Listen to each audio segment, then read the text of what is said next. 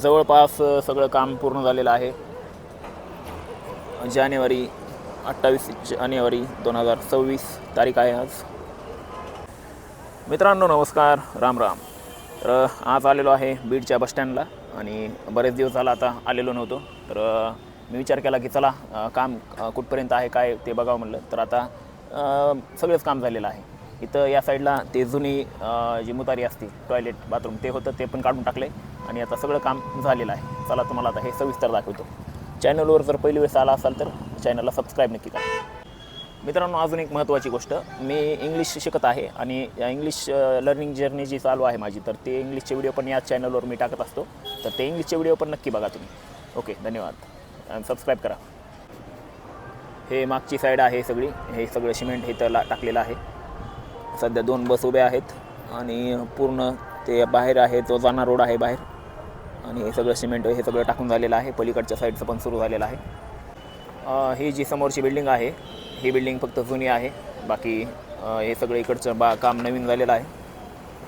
हे जे सगळं आहे ते तुम्हाला तर माहितीच आहे, हे नवीन आहे. आता त्या बिल्डिंगचं काही दिवसांनी काम सुरू करतील, नक्की माहीत नाही पण करू शकतील.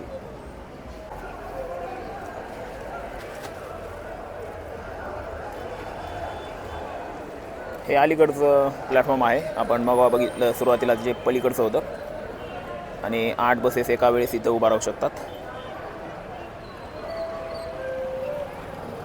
बीड बसस्टँडची समोरची बाजू हे बघा, नाव समोरून दिसते असं. आणि हे सगळं कंपाऊंड हे झालेलं आहे.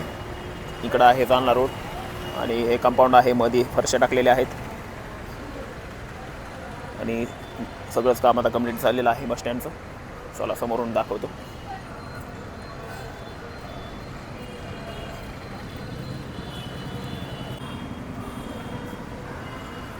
इथं पोलीसांना बसण्यासाठी आहे.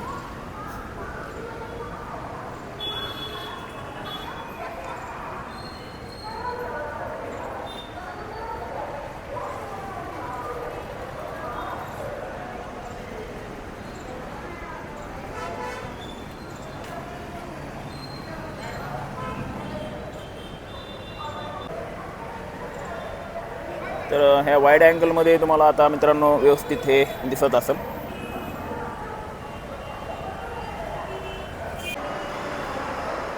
तर या फ्रंट गेटपासून आपण मध्ये आलो आता आणि इकडं मध्ये आल्यानंतर इकडं हे काम सुरू आहे.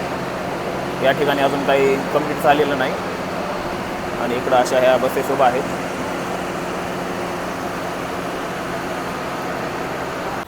तर मित्रांनो या व्हिडिओला इथंच स्टॉप करतो. जर तुम्ही पहिल्या वेळेस चॅनलवर आला असाल तर मग चॅनलला सबस्क्राईब नक्की करा.